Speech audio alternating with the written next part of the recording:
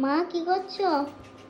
এই যে দেখাও, পিঠে দুধ পুলি বানাবো এটা দিয়ে, মানে যেটাকে আমরা বলি দুধ পিঠে।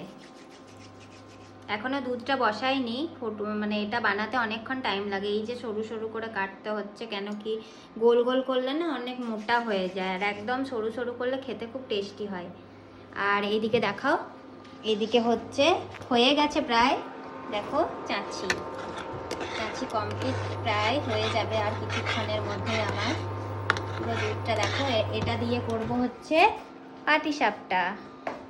আমার মেয়েও বানাবে বলছে এগুলো। আমি বললাম হাত ধুই আয় তারপরে। তো দেখো আমার মেয়েও চলে এসছে পিঠে বানাতে। তুমি কি করছো?